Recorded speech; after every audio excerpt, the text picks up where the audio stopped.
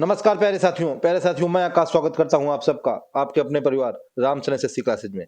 दोस्तों, अगर आप लोग यूपीएसआई 2026 में जो आपकी एग्जाम डेट 14 मार्च और 15 मार्च को डिक्लेयर कर दी गई है, उसमें अपने सिलेक्शन का सपना पूरा करना चाहते हैं, तो जो मेरा मूल विधि और संविधान का मोस्ट रिपीटेड क्वेश्चंस का, जो कि आने वाले एग्जाम में भी आने की संभावना है, आप लोगों के लिए रामबाण साबित होने वाला है। ठीक है ना दोस्तों? तो दोस्तों, आप लोग इन क्वेश्चंस को देखें और मुझको कमेंट करके बताएं कि आप लोगों ने जो मैं 10 क्वेश्चंस लेके आया हूं, इन क्वेश्चंस में कितने क्वेश्चन अपने करेक्ट किए। और दोस्तों, वीडियो को लास्ट तक जरूर देखना, क्योंकि लास्ट में मैंने एक टेस्ट रखा हुआ है, उस टेस्ट को आप लोग दें और उसका भी आंसर कमेंट करके मुझको बताएं। ठीक है दोस्तों? पीडीएफ के लिए आप लोग टेलीग्राम चैनल ज्वाइन कर लें, जिसका कि लिंक आप लोगों को मेरे चैनल के डिस्क्रिप्शन में मिल जाएगा। ठीक है ना दोस्तों? तो चलिए दोस्तों, देखते हैं important session. Question number first कह रहा है, किस तारीख को हस्तलिखित संविधान पर संविधान सभा के 284 सदस्यों ने हस्ताक्षर किए थे? तो कह रहा है, कौन सी तारीख को संविधान सभा के जो 284 सदस्य थे, उन्होंने संविधान पर हस्ताक्षर किए थे? तो दोस्तों, नंबर ए ऑप्शन हमसे क्या कह रहा है? 24 जनवरी 1950। नंबर बी ऑप्शन कह रहा है 26 जनवरी 1950। नंबर सी ऑप्शन कह रहा है 30 जनवरी 1950 और नंबर डी कह रहा है 26 जनवरी 1949। तो दोस्तों, ऑप्शन नंबर डी 26 जनवरी 1949 क्या हो जाएगा? हम लोगों को बिल्कुल राइट हो जाएगा। दोस्तों, 26 जनवरी 1949 को भारतीय संविधान पर मतलब संविधान सभा के 284 सदस्यों ने हस्ताक्षर किए थे। ठीक है ना दोस्तों? तो दोस्तों, भारतीय संविधान है, इसको बनने में 2 वर्ष 11 महीने और 18 दिन का टोटल समय लगा था। ठीक है ना? ये दोस्तों, भारत का जो संविधान है, पूरे विश्व का सबसे विस्तृत संविधान है। ठीक है ना दोस्तों? दोस्तों, जब बन के तैयार हुआ था, तो इसमें लगभग 22 भाग थे और दोस्तों, इसमें 395 अनुच्छेद और 8 अनुसूचियां थी। ठीक है ना दोस्तों? आज प्रेजेंट में यानी कि 2026 में लगभग 470 प्लस अनुच्छेद हो गए हैं और दोस्तों 12 अनुसूचियां हो गई हैं। ठीक है ना? तो दोस्तों, इस क्वेश्चन का ऑप्शन नंबर डी क्या हो जाएगा? हम लोगों को बिल्कुल राइट हो जाएगा। 26 जनवरी 1949 को संविधान सभा के 284 सदस्यों ने हस्ताक्षर किए थे। ठीक है दोस्तों, चलिए देखते हैं अपना क्वेश्चन नंबर नेक्स्ट। दोस्तों, क्वेश्चन नंबर नेक्स्ट देख रहे हैं, यानी कि क्वेश्चन नंबर सेकंड कह रहा है, इनमें से कौन सा विषय समवर्ती सूची के अंतर्गत है? दोस्तों, पर डे एक क्वेश्चन आता है समवर्ती सूची से, राज्य सूची से या तो संघ सूची से। आप लोगों को दोस्तों, आपके जो यूपीएसआई के एग्जाम 14-15 मार्च को आप लोग देने जाएंगे, तो आप लोगों को एग्जाम हॉल में 2 क्वेश्चन पक्का से पक्का सूची से जरूर मिलेंगे। ठीक है? तो दोस्तों, आप लोग ये सूची के क्वेश्चन है, उन लोगों को उन क्वेश्चनों को अच्छे से देखें। ठीक है? क्या कह रहा है हमारा ऑप्शन नंबर ए? कह रहा है भारत में स्थित तीर्थ स्थल। नंबर बी कह रहा है डाकघर बचत बैंक। नंबर सी कह रहा है कैदियों का एक राज्य से दूसरे राज्य में स्थानांतरण और नंबर डी कह रहा है प्रकाश स्तंभ। तो दोस्तों, ऑप्शन नंबर सी कैदियों का एक राज्य से दूसरे राज्य में स्थानांतरण, ये समवर्ती सूची के अंतर्गत आता है। समवर्ती सूची के अंतर्गत दोस्तों कौन कौन से अधिकार आते हैं? समवर्ती सूची के अंतर्गत ऐसे कानून आते हैं जिनमें कि राज्य सरकार और केंद्र सरकार दोनों संविधान मतलब दोनों कानून बना सकते हैं। ठीक है ना दोस्तों? हमारी जो सूची है वो हमारे संविधान के सातवीं जो हमारी 7वीं अनुसूची है, इसमें हमारे संविधान के मतलब राज्य और केंद्र के शक्तियों के बंटवारे के बारे में बताया गया है, जिसमें कि 3 सूचियों के बारे में बताया गया है। नंबर 1 में दोस्तों संघ सूची, नंबर 2 में दोस्तों राज्य सूची और नंबर 3 में समवर्ती सूची। तो ठीक है ना? तो हमसे पूछ रहा था क्वेश्चन में कि समवर्ती सूची के अंतर्गत कौन सा आता है? तो समवर्ती सूची के अंतर्गत दोस्तों एक राज्य से दूसरे राज्य में कैदियों का स्थानांतरण आता है। तो ऑप्शन नंबर सी क्या हो जाएगा? हम लोगों को बिल्कुल राइट हो जाएगा। ठीक है ना दोस्तों, आप लोग वीडियो को लास्ट तक देखें और मुझको कमेंट करके जरूर बताएं कि आप लोगों ने टॉप 10 क्वेश्चंस में से अपने कितने क्वेश्चंस करेक्ट किए। ठीक है ना? और जो मैंने लास्ट में टेस्ट रखा है, उस टेस्ट का जवाब भी मुझको कमेंट में जरूर दें। चलिए दोस्तों, देखते हैं अपना क्वेश्चन नंबर नेक्स्ट। दोस्तों, क्वेश्चन नंबर थर्ड क्या कह रहा है कि निम्नलिखित में से किन घोटालों के बारे में ऐसा माना जाता है कि सूचना अधिकार अधिनियम के कारण इनका पर्दाफाश हुआ? यानी कि सूचना अधिकार अधिनियम, जो कि दोस्तों हमारा 2005 में आया था। कब आया था? 2005 में सूचना का अधिकार अधिनियम आया था, जो कि दोस्तों जम्मू कश्मीर को छोड़ करके 12 अक्टूबर 2005 से पूरे भारत में लागू हो गया था। किसको? जम्मू एंड कश्मीर को छोड़ करके। ठीक है ना? तो हमसे कह रहा है कि बताइए, नंबर ए ऑप्शन दोस्तों हमको दे रहा है आदर्श आवास योजना घोटाला। नंबर 2 में कह रहा है 4G घोटाला। नंबर 3 में कह रहा है कोयला ब्लॉक घोटाला।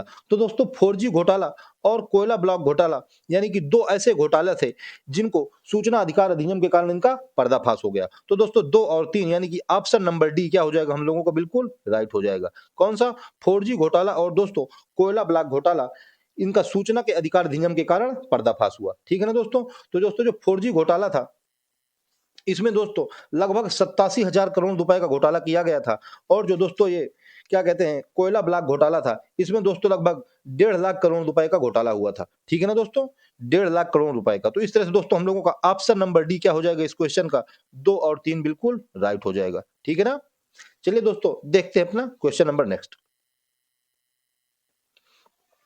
दोस्तों क्वेश्चन नंबर 4 क्या कह रहा है, क्वेश्चन नंबर 4 कह रहा है जिस केंद्र शासित प्रदेश की अपनी विधानसभा नहीं होती, यानी कि केंद्र शासित प्रदेश की बात हमसे कर रहा है दोस्तों, तो कह रहा है उसके प्रशासन का दायित्व किसका होता है।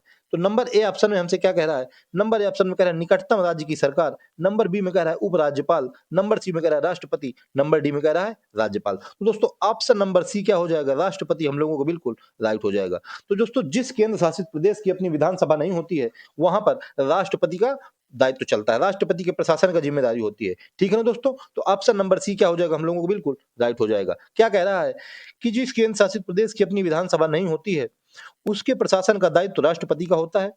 केंद्र शासित प्रदेश भारत के संघीय प्रशासनिक ढांचे की एक उपराष्ट्रीय प्रशासनिक इकाई होती है। क्या होती है, उपराष्ट्रीय प्रशासनिक इकाई होती है दोस्तों केंद्र शासित प्रदेश। ठीक है ना, तो दोस्तों इस क्वेश्चन का ऑप्शन नंबर सी राष्ट्रपति क्या हो जाएगा हम लोगों को बिल्कुल राइट हो जाएगा। ठीक है ना दोस्तों, दोस्तों आप लोग मुझको कमेंट करके जरूर बताएं कि आप लोगों ने टॉप 10 में क्वेश्चन में से कितने क्वेश्चन अपने करेक्ट किए। दोस्तों आप लोग मेरा यकीन मानिए ये जो टॉप 10 क्वेश्चन में लेके आया हूं ये आप लोगों के एग्जाम में आप लोगों को डायरेक्ट देखने को मिलेंगे। ठीक है ना, तो दोस्तों आप लोग इन क्वेश्चंस को हल्के में ना ले, इन क्वेश्चंस को अच्छे से देखें। ठीक है ना, चलिए देखते हैं अपना क्वेश्चन नंबर नेक्स्ट।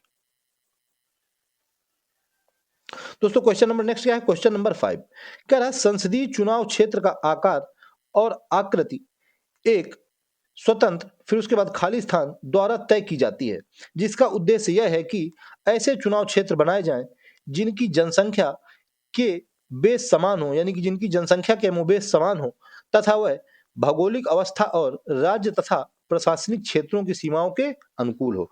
तो कह रहा है कि ऐसे कौन सा आयोग बनाया जाता है कि जिसका उद्देश्य होता है कि चुनाव क्षेत्र में ऐसे कमोबेश बनाएं कि जनसंख्या समान हो तथा भौगोलिक अवस्था और प्रशासनिक क्षेत्रों की सीमाएं अनुकूल हो। दोस्तों ऑप्शन नंबर ए हमसे कह रहा है योजना आयोग, ऑप्शन नंबर बी परिसीमन आयोग, ऑप्शन नंबर सी जनगणना आयुक्त, नंबर डी चुनाव आयोग। तो दोस्तों ऑप्शन नंबर बी परिसीमन आयोग क्या हो जाएगा हम लोगों को बिल्कुल राइट हो जाएगा। ठीक है ना, परिसीमन आयोग दोस्तों ऐसा आयोग होता है जो कि 10 वर्ष के पश्चात केंद्र सरकार इसका गठन करती है और ये बताता है परिसीमन आयोग कि हमको कैसे अपने संसदीय चुनाव क्षेत्र का आकार कितना बड़ा करना है, उसका कितना कम करना है। ठीक है ना दोस्तों, तो ऑप्शन नंबर बी परिसीमन आयोग का हो जाएगा हम लोगों को बिल्कुल राइट हो जाएगा। दोस्तों योजना आयोग को दोस्तों 1 जनवरी 2015 से बदल करके नीति आयोग कर दिया गया। क्या 1 जनवरी 2015 से बदल करके क्या कर दिया गया, इसको नीति आयोग कर दिया गया। ठीक है ना, तो दोस्तों इस तरह से ऑप्शन नंबर बी परिसीमन आयोग क्या हो जाएगा हम लोगों को बिल्कुल राइट हो जाएगा। ठीक है ना दोस्तों, चलिए देखते हैं अपने क्वेश्चन नंबर नेक्स्ट। दोस्तों क्वेश्चन नंबर 6 क्या कह रहा है, कह रहा है कि भारतीय पर्यावरण कानून में खाली स्थान एक ऐतिहासिक मामला था। फिर कह रहा है इस मामले में भारतीय उच्चतम न्यायालय ने कहा कि वायु, समुद्र और वन जैसे संसाधन समग्र मानव जाति के लिए अत्यंत महत्वपूर्ण है। कौन कौन से, वायु, समुद्र और वन, ये मानव जाति के लिए अत्यंत महत्वपूर्ण है, अतएव इन्हें किसी की निजी संपत्ति का विषय बनाना पूरी तरह अनुचित है। तो हमसे कह रहा है बताइए कौन से मामले में ऐसा कहा गया। दोस्तों ऑप्शन क्या दे रहा है हमको, ऑप्शन नंबर ए दे रहा है एमसी मेहता बनाम कमलनाथ, ऑप्शन नंबर बी दे रहा है दोस्तों सचिव वन हिमाचल प्रदेश सरकार बनाम Rameshwar Singh, option number C कह रहा है इंडियन एक्सप्रेस बनाम Span Motors, option number D Ashok Kumar Thakur बनाम भारत संघ। दोस्तों option number A MC Mehta बनाम कमलनाथ क्या हो जाएगा हम लोगों को बिल्कुल राइट हो जाएगा। ठीक है ना, एमसी मेहता बनाम कमलनाथ। दोस्तों भारतीय पर्यावरण कानून में एमसी मेहता बनाम कमलनाथ एक ऐतिहासिक मामला था। इस मामले में सुप्रीम कोर्ट ने कहा कि वायु, समुद्र व वन जैसे संसाधन समग्र मानव जाति के लिए अत्यंत महत्वपूर्ण है, इसलिए किसी एक आदमी की, निजी व्यक्ति की संपत्ति उसको नहीं बनाया जाएगा। ठीक है ना, तो option number A MC Mehta बनाम कमलनाथ क्या हो जाएगा हम लोगों को बिल्कुल राइट हो जाएगा। ठीक है दोस्तों, आप लोग मुझको कमेंट करके जरूर बताएं कि आप लोगों ने टॉप 10 क्वेश्चन में से अपने कितने क्वेश्चन करेक्ट किए। ठीक है ना, चलिए देखते हैं अपना क्वेश्चन नंबर नेक्स्ट। दोस्तों क्वेश्चन नंबर नेक्स्ट यानी कि क्वेश्चन नंबर 7 क्या कह रहा है, कह रहा है आंध्र प्रदेश से पृथक राज्य तेलंगाना बनाने की आवश्यकता पर समीक्षा करने के लिए केंद्र सरकार कौन सी समिति बनाई गई थी जिसने राज्य की अखंडता को सर्वोच्च प्राथमिकता दी।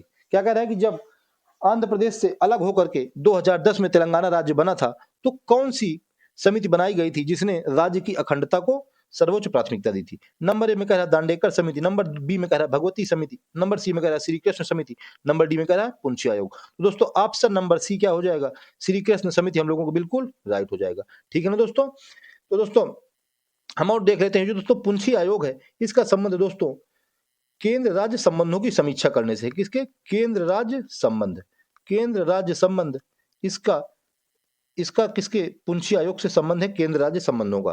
दोस्तों ये जो दांडेकर समिति है, दांडेकर समिति का संबंध क्षेत्रीय असंतुलन से है। किससे, रीजनल असंतुलन, यानी कि क्षेत्रीय असंतुलन, इसका दांडेकर समिति का उद्देश्य है। और दोस्तों जो भगवती समिति है, भगवती समिति का संबंध बेरोजगारी की समस्या से है। किससे है दोस्तों, बेरोजगारी की समस्या, बेरोजगारी की समस्या से है भगवती समिति का संबंध। तो दोस्तों ऑप्शन नंबर ए क्या हो जाएगा, मतलब sorry option number C Shri Krishna समिति क्या हो जाएगी, बिल्कुल राइट हो जाएगी। कह रहा है आंध्र प्रदेश से पृथक राज्य तेलंगाना बनाने की आवश्यकता की समीक्षा करने के लिए केंद्र सरकार द्वारा 3 फरवरी 2010 को श्री कृष्ण समिति की गठित की गई। कब, 3 फरवरी 2010 को श्री कृष्ण समिति गठित की गई। ठीक है ना। तो दोस्तों ऑप्शन नंबर सी क्या हो जाएगा, बिल्कुल राइट हो जाएगा। चलिए देखते हैं अपना क्वेश्चन नंबर नेक्स्ट। क्या दोस्तों क्वेश्चन नंबर नेक्स्ट यानी कि क्वेश्चन नंबर 8 कह रहा है भारतीय दंड संहिता के संदर्भ में निम्नलिखित में कौन सा वक्तव्य सही है। तो नंबर ए में क्या कह रहा है, नंबर ए में कह रहा है दोस्तों कि यह अधिनियम पूरे भारतवर्ष में लागू है। नहीं दोस्तों, पूरे भारतवर्ष में नहीं लागू है। यह दोस्तों जो हमारी आईपीसी है यह भारतीय सेना पे नहीं लागू होती है। किस पे दोस्तों, भारतीय सेना पे लागू नहीं होती है। ठीक है ना। तो दोस्तों नंबर 1 हम लोगों को बिल्कुल गलत हो जाएगा, यानी कि पूरे भारतवर्ष में लागू नहीं है। नंबर 2 में कह रहा है यदि किसी भारतीय नागरिक पर उसके द्वारा भारत के बाहर किए गए अपराध के लिए मुकदमा चलता है। यदि कोई नागरिक जो भारत के बाहर अपराध करके आता है और उस पर मुकदमा चल रहा है तो उसके साथ इस तरह पेश आया जाएगा जैसे कि वह कृत्य भारत में ही किया गया हो। जैसे कि दोस्तों हम आप लोग कहीं बाहर चले जाएं किसी दूसरे देश में, वहां पर कोई अपराध कर दे तो हमारे साथ उस अपराध के लिए वही दंड दिया जाएगा जो हमारे भारत में उस अपराध के लिए दंड का प्रावधान है। तो दोस्तों ऑप्शन नंबर यानी कि नंबर 2 हम लोगों को बिल्कुल राइट हो जाएगा। इस तरह से दोस्तों हम लोगों का ऑप्शन नंबर डी क्या हो जाएगा, केवल 2 बिल्कुल राइट हो जाएगा। ठीक है ना, केवल 2 क्या हो जाएगा, बिल्कुल राइट हो जाएगा, यानी कि ऑप्शन नंबर डी क्या हो जाएगा, बिल्कुल राइट हो जाएगा। ठीक है ना दोस्तों। नीचे क्या कह रहा है कि भारतीय दंड संहिता के संदर्भ में कथन 2 सही है। भारतीय दंड संहिता ब्रिटिश काल में 1 जनवरी 1862 को लागू हुई। यह दंड संहिता भारतीय सेना पर लागू नहीं होती। ठीक है ना, भारतीय सेना पर दोस्तों लागू नहीं होती है, तो इसलिए नंबर 1 हम लोग गलत हो जाएगा। नंबर 2 बिल्कुल राइट हो जाएगा। 1 जनवरी 1862 को आईपीसी लागू हो गई। और दोस्तों इस समय भारतवर्ष में आईपीसी का नाम बदल करके 2023 में यानी कि क्या कर दिया गया है, 2023 में आईपीसी का नाम बदल करके बीएनएस भारतीय न्याय संहिता कर दिया गया है। ठीक है ना दोस्तों, बीएनएस। दोस्तों मैं बीएनएस के ऊपर आप लोगों के लिए बहुत जल्द वीडियो लेके आने वाला हूं। ठीक है, चलिए दोस्तों देखते हैं अपने question number next. Question number 9 क्या कह रहा है दोस्तों, क्वेश्चन नंबर 9 देखते हैं।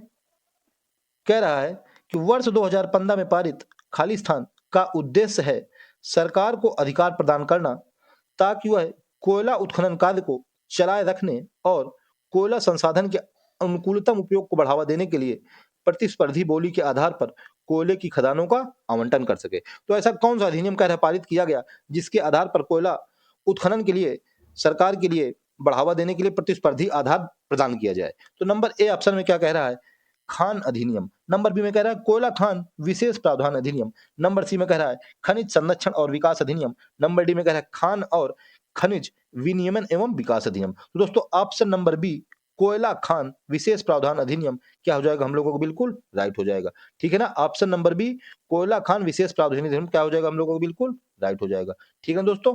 तो दोस्तों ऑप्शन नंबर ए हमको दिया है खान अधिनियम, तो आप लोग ये ना समझ लेना कि खान सर का कोई अधिनियम निकाला है। ठीक है ना, ये कोयला खान वाला खान है। चलिए हम देखते हैं। कह रहा है वर्ष 2015 में पारित कोयला खान यानी कि विशेष प्रावधान अधिनियम का उद्देश्य सरकार को यह अधिकार प्रदान करना है कि वह कोयला उत्खनन कार्यों को चलाए रखने के लिए प्रतिस्पर्धी बोली के आधार पर कोयले की खदानों को आवंटित कर सके, यानी कि बोली लगा करके लोगों को कोयला की खान आवंटित करना। ठीक है, तो ये 2015 में पारित कोयला खान विशेष प्रावधान अधिनियम में बताया गया। ठीक है ना, तो ऑप्शन नंबर बी क्या हो जाएगा, बिल्कुल राइट हो जाएगा। ठीक है, चलिए देखते हैं अपना क्वेश्चन नंबर नेक्स्ट, यानी कि क्वेश्चन नंबर लास्ट है दोस्तों आज का। क्या कह रहा है, कह रहा है लोकपाल एक संस्कृत शब्द है, खाली हिंदी में जिसका अर्थ है, संस्कृत का एक शब्द लोकपाल, हमसे पूछ रहा है बताइए इसका हिंदी में अर्थ क्या होता है। नंबर ए ऑप्शन में कह रहा है लोगों की देखभाल करने वाला। नंबर बी कह रहा है नागरिकों की पसंद, नंबर सी कह रहा है लोगों द्वारा नियुक्त, नंबर डी कह रहा है दुनिया का न्यायाधीश। तो दोस्तों ऑप्शन नंबर ए क्या हो जाएगा, लोगों की देखभाल करने वाला, बिल्कुल राइट हो जाएगा। ठीक है ना। तो क्या कह रहा है कि लोकपाल एक संस्कृत शब्द है जिसका हिंदी में अर्थ होता है लोगों की देखभाल करने वाला। उच्च सरकारी पदों पर आसीन व्यक्तियों द्वारा किए जा रहे भ्रष्टाचार की शिकायतें सुनने एवं उस पर कार्रवाई करने के लिए यह पद निर्मित कर दिया गया। ठीक है ना। कि जो उच्च ऊंचे पदों पर सरकारी लोग बैठे हुए हैं, वो भ्रष्टाचार कर रहे हैं, हम लोगों से रिश्वत मांग रहे हैं, तो उन पर कार्रवाई के लिए लोकपाल का निर्माण किया गया। ठीक है ना, लोकपाल पद का निर्माण किया गया।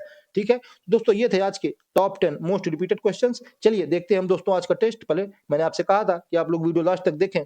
मैंने वीडियो के लास्ट में एक टेस्ट रखा हुआ है जो कि आप लोग उसको दे करके जाएं। आप लोगों के लिए 2026 के एग्जाम के लिए बहुत ही इंपॉर्टेंट क्वेश्चन है। क्या कह रहा है कि भारतीय गणराज्य में, क्या दोस्तों, भारतीय गणराज्य में खाली स्थान शब्द का तात्पर्य संविधान के अनुच्छेद 356 से संबंधित है। अनुच्छेद 356 से संबंधित कौन सा शब्द है? नंबर ए कह रहा है दोस्तों कर्फ्यू, नंबर बी राज्यपाल शासन, नंबर सी आपातकाल, नंबर डी राष्ट्रपति शासन। दोस्तों आप लोग मुझको कमेंट करके बताएं कि इसमें कौन सा ऑप्शन सही है। ठीक है ना। चलिए दोस्तों देख लेते हैं हम लोग नेक्स्ट कल का टेस्ट। हम लोगों का कल का टेस्ट क्या था? हमसे कह रहा है कि उपराष्ट्रपति अधिकतम कितनी अवधि तक राष्ट्रपति के रूप में कार्य कर सकते हैं। दोस्तों टेस्ट नंबर 4 में ये पूछा गया था कि उपराष्ट्रपति अधिकतम कितनी अवधि तक राष्ट्रपति रूप में कार्य कर सकते हैं। यानी कि राष्ट्रपति को कुछ हो जाए, राष्ट्रपति की मृत्यु हो जाए, तो कार्यवाहक राष्ट्रपति के रूप में उपराष्ट्रपति कितने दिनों तक कार्य कर सकते हैं? दोस्तों ऑप्शन नंबर बी क्या हो जाएगा, 6 महीने। हम लोगों को बिल्कुल राइट हो जाएगा। कितना दोस्तों? 6 महीने। 6 महीने तक दोस्तों उपराष्ट्रपति कार्यवाहक राष्ट्रपति के रूप में कार्य कर सकते हैं। ठीक है ना, कितने? 6 महीने तक। तो दोस्तों ये थे आज की मोस्ट इंपॉर्टेंट क्लास, जो कि मुझे उम्मीद है दोस्तों कि आप लोगों को पसंद आई होगी। तो दोस्तों अगर आप लोगों को मेरी क्लास पसंद आई हो तो मेरे वीडियो को एक लाइक जरूर करें, और हाँ, अगर मेरे चैनल पे आप लोग नए हैं तो चैनल को सब्सक्राइब कर लें और बेल आइकन को भी प्रेस कर लें, जिससे कि आप लोगों को टाइम टू टाइम नोटिफिकेशन मिलता रहे। और दोस्तों पीडीएफ के लिए मैंने आप लोगों को शुरू में ही बता दिया है कि पीडीएफ मैं टेलीग्राम चैनल पर डाल दूंगा, तो आप लोग मुझको मतलब मेरे चैनल के डिस्क्रिप्शन से पीडीएफ प्राप्त कर लें। ठीक है दोस्तों, आज की वीडियो में इतना ही। मिलते हैं नेक्स्ट वीडियो में, तब तक के लिए जय हिंद, जय श्री राम।